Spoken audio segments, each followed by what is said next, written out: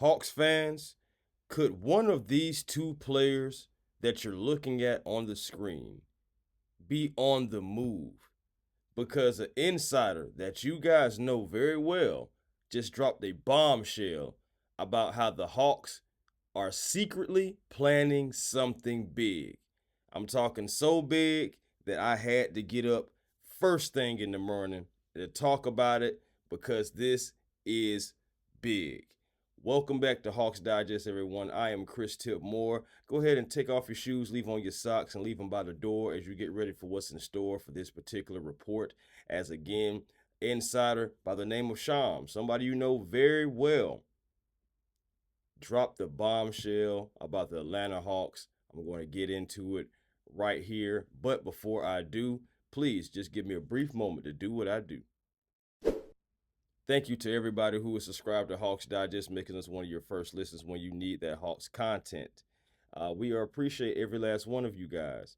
And if you are still not subscribed to the Hawks Digest, I'm telling you, this is the place to be. You're missing out on fun times. You're missing out on all the reports. Go ahead and hit that subscribe button and become a part of the Hawks Digest media family.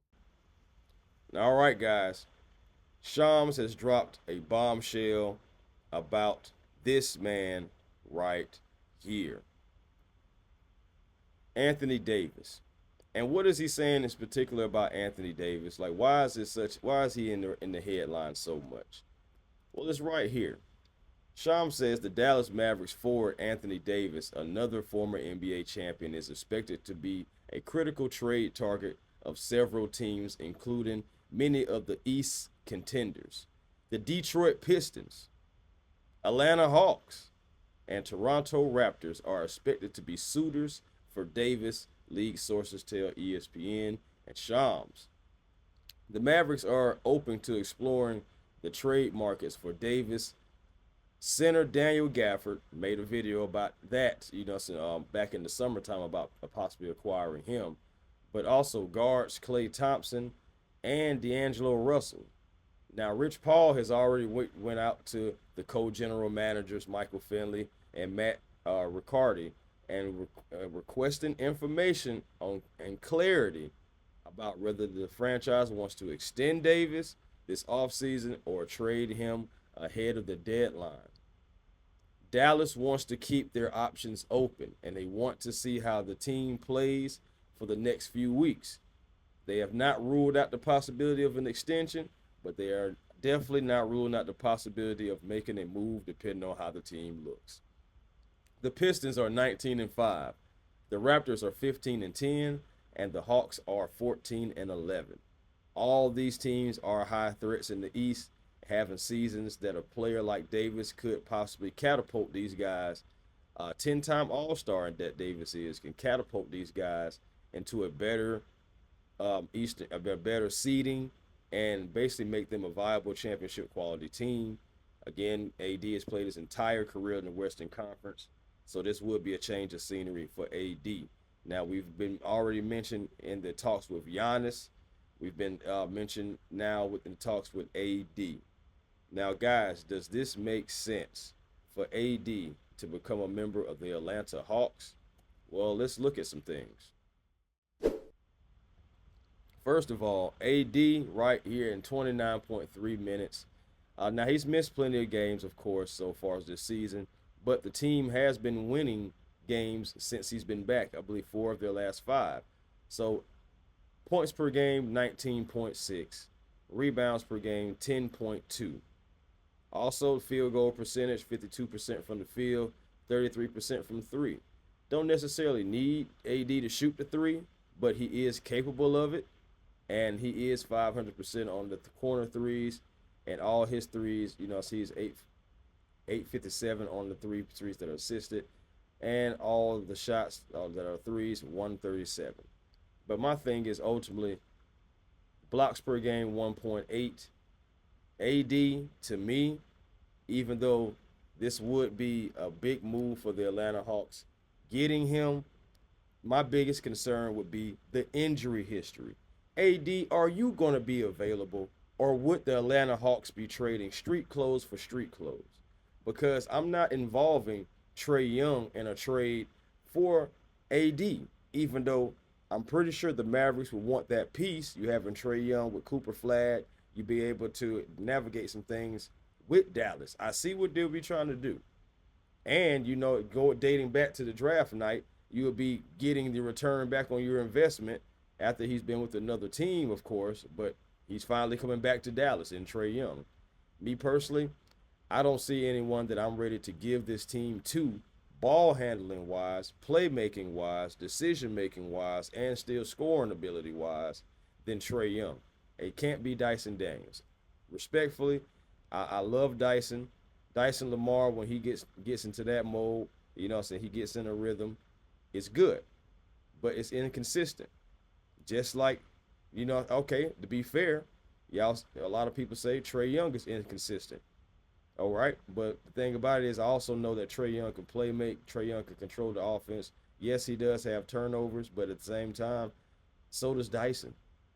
At the same time, in decisions, so does Dyson, who is taller, by the way. So again, I'm not ready to give the reins to anybody outside of Trae Young to control the offense, and at least hopefully he can play off ball when he comes back and be able to let Jalen still be able to do his thing in the ball movement, because the Hawks do lead the league right now in assists. So I do want that to continue, but I'm not ready to go with Keaton Wallace. I'm not ready to go with Dyson Daniels is rocking with this team's, some primary point guard. So with that being said, it couldn't be Trae Young. Also, let's get into the contract, and then I'm gonna get into who it could be though.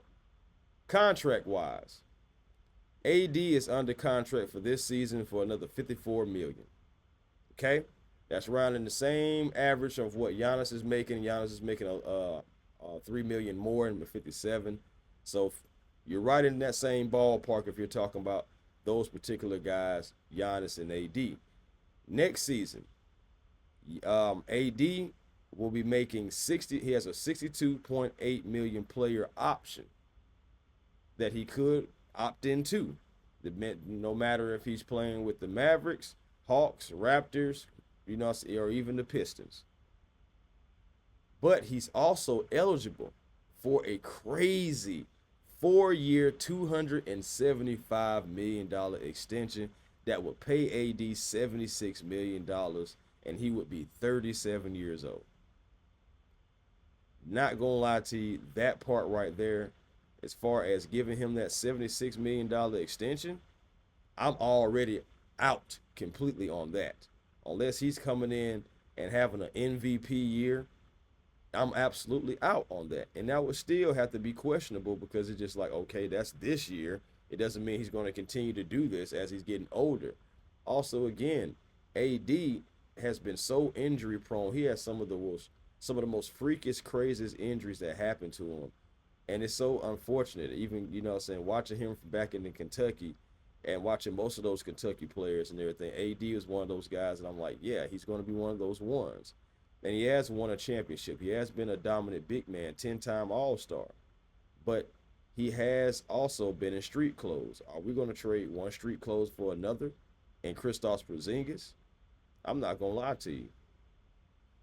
I would do that. I would definitely trade KP for AD. The problem, of course, would be the injury history. So maybe you would have to kind of like cater to not playing back-to-backs maybe, or just, managing AD's minutes. But you're already doing that with KP. And KP is already coming off the bench, somewhere that he probably should continue to come off the bench. I know that's not ideal for him. That's not why he necessarily came to the Hawks. But as KP said in his own right, he is here to do anything that he can to help the team win. Well, if trading you to the Dallas Mavericks, back to the Dallas Mavericks, that would be crazy, because Dallas could have had Trae, and Dallas did have Porzingis, and one of those two guys possibly could go back to Dallas.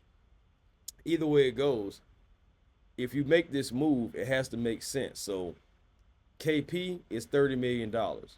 That would be a nice chunk that you could be able to move to get AD. Now Trae Young, that's $47 million. Now you could move that, but again, Keaton Wallace, Dyson Daniels, Nickeil Alexander-Walker, who I want to come off the bench and obliterate the team's second unit, because of how good he is, I'm not ready to give that. I'm not ready to see this team be worse in that regard as far as a point guard. We already need a backup point guard. There's no point in getting rid of your primary point guard and then need a primary / backup point guard again. So again, I'm going with KP.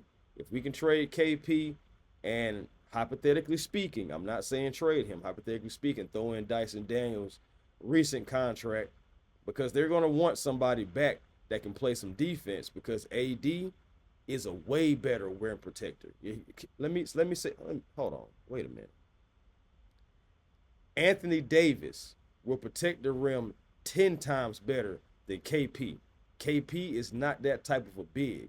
He's not even a back to the basket big. AD is. KP, he's a trailer, somebody that can, hit the trailing three. AD can do that too, but AD will run the floor and get down there and get down in his position into the paint as well. Points in the paint would go up. I do believe chemistry would go up, for the Atlanta Hawks too. I think AD could buy into that. AD is a better player than Kristaps Porzingis right now. So Atlanta Hawks, if you do want to, the Atlanta Hawks, if you do want to make this crazy move, if you do want to make this move and and get better, you gotta trade KP. You gotta be able to keep Trae, and you gotta be able to keep some of the pieces that you have.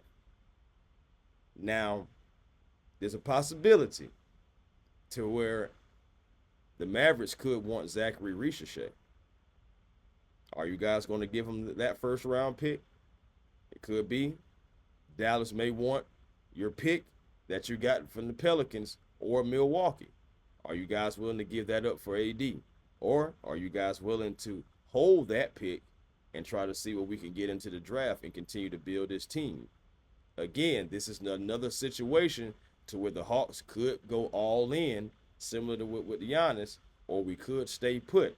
The whole thing with Giannis, I'm out on Giannis. This right here would be an interesting move. It's just the money, the contract, is something has got to give, and what is the compensation going to be as far as players and picks? You can't gut this team at all, because we do have some foundation.